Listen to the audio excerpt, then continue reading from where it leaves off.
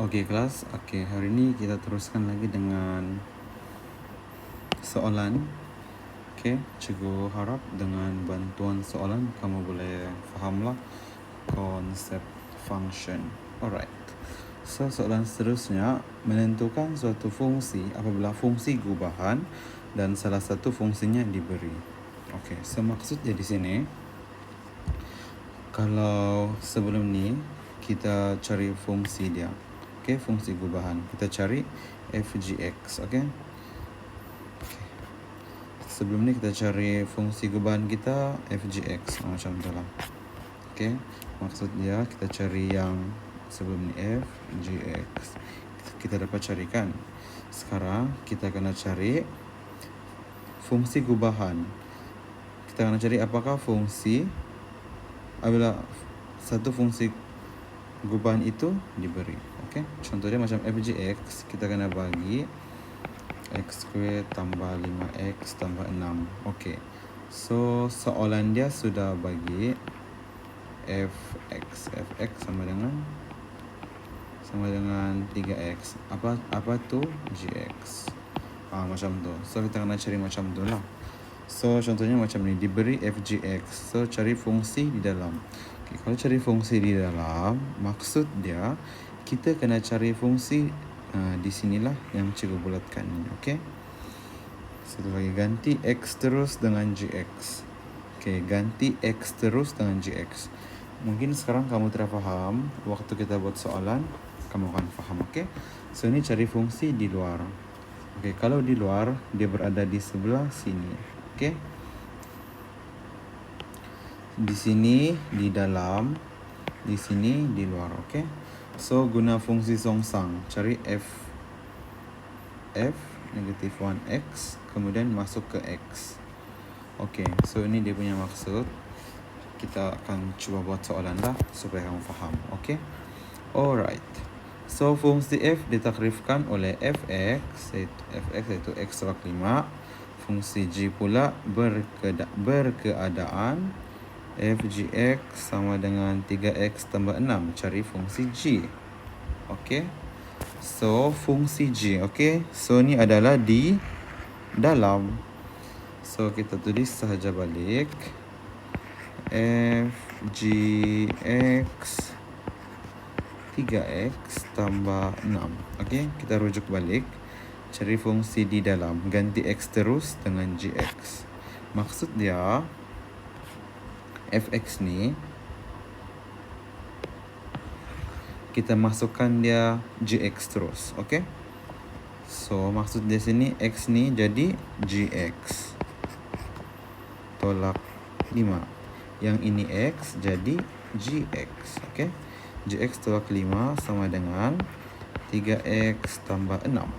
Alright. So gx sama dengan 3x tambah 6 tambah 5. So the answer is 3x tambah 11. So inilah gx kita. Kita boleh cek betul kan ni gx kita betul.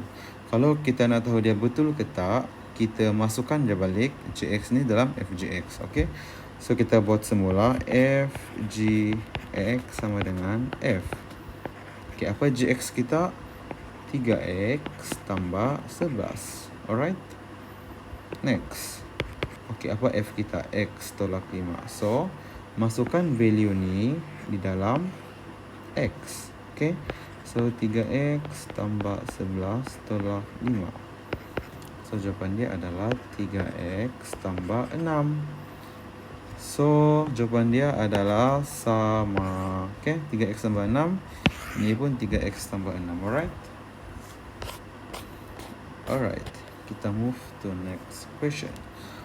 Fungsi f ditakrifkan oleh fx sama dengan x tambah 2.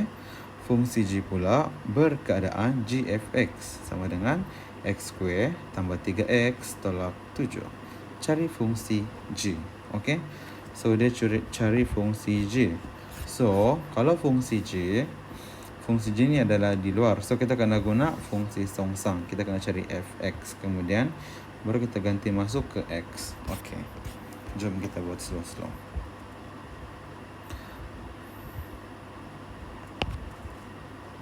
Alright, so kita kena ambil ni dulu. Fx sama dengan x tambah 2. Okay, so kita kena letkan Fx. Let. Kita kena katakan y sama dengan x tambah 2. Okay, so kena jadikan x ni sebagai perkara rumus. Okay, so apa yang kita dapat? X sama dengan y tolak 2. After that, kamu kena tulis macam ni. F negatif 1. X sama dengan y tolak 2.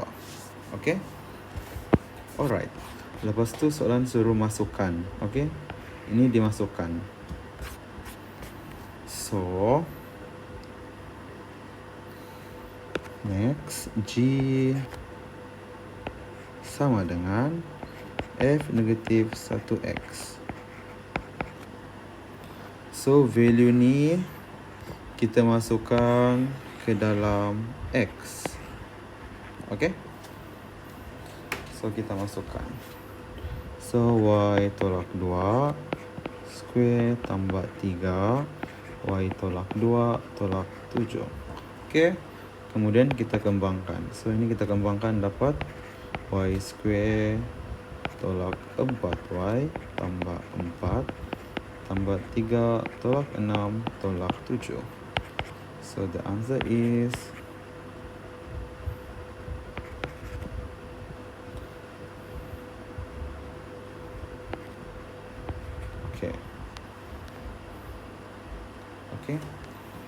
okay, so